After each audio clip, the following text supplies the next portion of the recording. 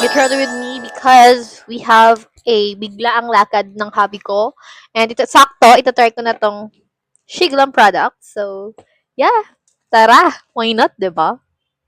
Okay guys, first thing first, ito-dry ko muna yung hair ko kasi mas gusto kong dry yung hair ko before I do my makeup. Kasi girl, like, why not, diba? Ngayon, magkasalita ako sa vlog ko because mag-review ako ng mga products na starting today. Sinabi ko yun sa sarili ko, ganun. So guys, mabilisan lang to kasi nagmamadali na kami. Mag-toner lang ako. Gagamitin ko to from Celitech. This is so good toner, lalo na kung meron kang sensitive skin. Ito yung gamitin mo kasi mild lang yung ingredients na meron siya. Now guys, I'm gonna show you my Holy Grail serum. Ito siya. This is from IY Korea. This is a Glow Booster Vitamin C Serum. Ang ganda na ito, I swear. Super good. Talagang it gives you a fucking glow. Freaking glow. Fucking glow. Yeah, it's a glow. Glow girl. Ayan.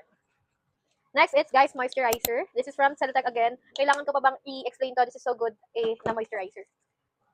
Diba? Pag hindi ko na kayo mag-English, Tagalog tayo. Kasi nga, nagka-practice na tayo ng English sa camera. But I cannot. Nanduloy-tuloy. Now guys, mag-sunscreen na ako. Madaming nalilito guys kung kami uunahin. Primer ba or sunscreen? Ang lagi niyong unahin is sunscreen. Because sunscreen, it's, yung work niya, it's to protect your skin from the sun or anything. Basta, poprotektahan niya yung skin mo. So, ang gagawin ko, this is from Eucerin. At ito yung gamit ko ngayon kasi tinatry ko siya ngayon na sunscreen. First step ng makeup, it's primer talaga. Because, ang purpose ng primer, it's to hold your makeup ng mas matagal. Nakakatulong sila para maging matagal yung makeup mo. So, ito na siya. Gagamitin ko tong Shiglam Good Drip Hydrating Primer Base Hydrante. Yun, ganyan. Ayan siya. Sabi nila, dupe daw to ng e.l.f. and I am a e.l.f. user. So, ito try natin. Ayan siya. Ay, ano nalaglag? May nalaglag. Ayan.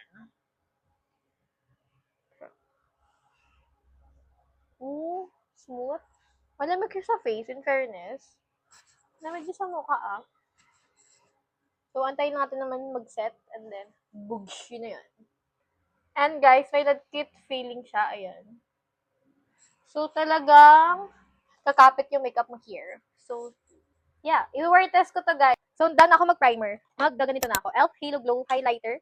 Ito, it's to give you highlight your face para magmukhang glow pa mismo dito sa mga key points ng face mo. Ayan. Yung mga gusto mong may parang glow or parang magmukhang healthy yung skin mo. And then, i-blend mo lang yan. Papakita ko sa inyo how I blend this thing. Minsan kasi, pag hindi mo na-blend ng mga maayos yung mga base products na yan, ang mangyayari doon, magpapachi-pachi yung foundation mo or yung concealer mo. So, kailangan man i-blend. Kaya, pag nag-blend kayo, kailangan talagang, ano siya dahil, talagang blend kung blend, talagang nakadikit siya sa skin mo. Kasi pag hindi mo na-blend ng maayos yun, magpapachi-pachi yun. Oh, shit! Now, go for the foundation na tayo. I'm gonna use this Strokes foundation. I'm in the shade Medium 03. Sale ko to guys, nabili. So, fun fact, nabili ako ng makeup kapag sale. Kapag hindi sale, no. Hindi ako bibili. Kasi nag-sale naman yan. So, tayo natin yung sale. I'm a sale girl. I'm a sale girl. Ano daw? So, guys, ayan yung foundation ko na naka-layer sa saan ba to? Sa primer. Kalimutan ko yung nire-review ko, sister. Okay naman siya as of the moment. Brush yung ginagamit ko, guys, para mabilis ko siya i-blend. Kasi pag minsan nababagalan ako. Ang tagal ko. Kaya naka-brush ako ngayon. Ayan. So far, so good naman. Malalaman natin yung tagal na lang neto. Di ko mabanggit yung longevity. Di ko mag-get. Basta yun. So guys, after ko siya i-brush, ginaganyan ko siya ng puff. Para mas dumikit pa siya. Ganon. Parang sasaktan ko yung sarili ko. Pero dapat ganyan lang. Yan. So now guys, concealer na ako. This is Stroke in the shade of Light 03 Concealer. Kasi pag concealer, kailangan lighter siya ng one shade sa foundation mo. Kasi yan o, dyan mo siya ilalagay.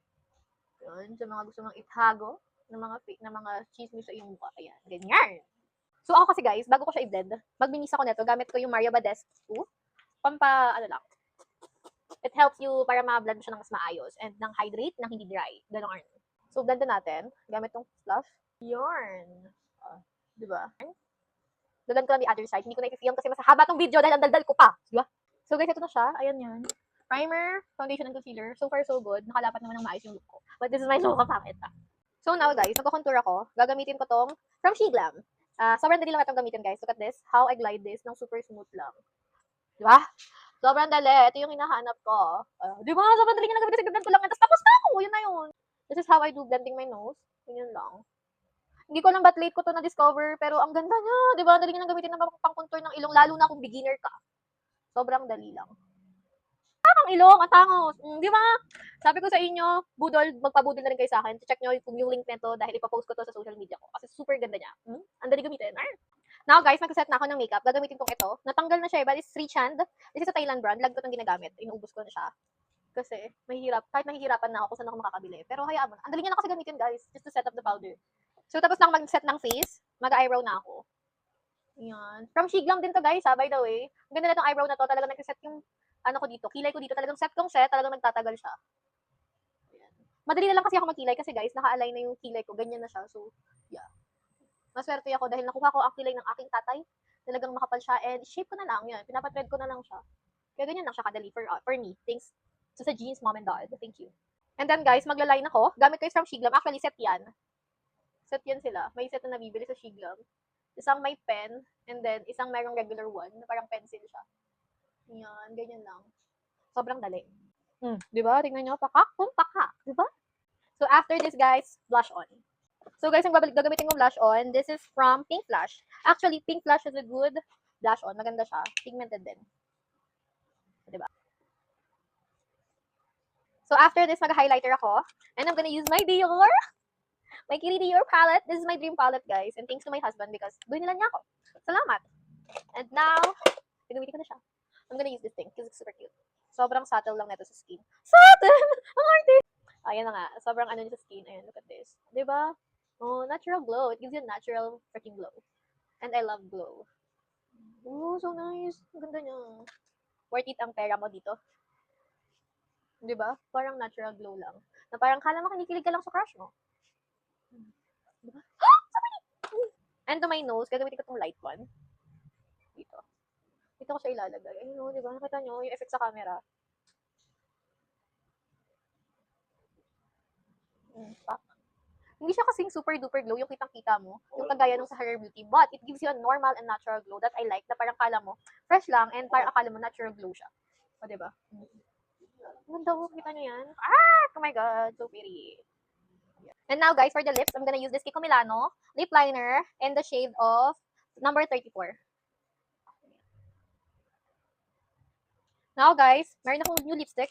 This is from Kiko Milano na unlimited double touch liquid lip color. Ito siya. Ang binili ko, it's in the shade of 120, I guess. Yeah. Ito yung gagamitin natin. 120 siya. This is so nice on the lips. Ako nag-moisturize ng lips kasi sobrang moisturize na sa lips.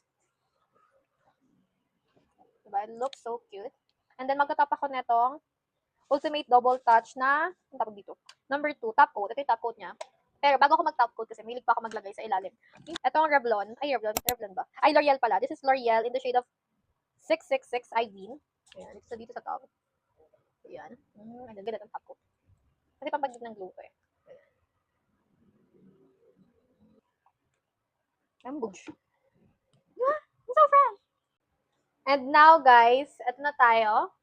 Mag-setting spray na ako. Ito yung gagamitin ko. This is from Shiglam, guys. Ito yung tinatry ko, diba? Primer and this one. So, kung long-lasting ba to? So, dito tayo. This is, ang nakalagay dito, 16R long-lasting. So, try natin kung totoong 16R.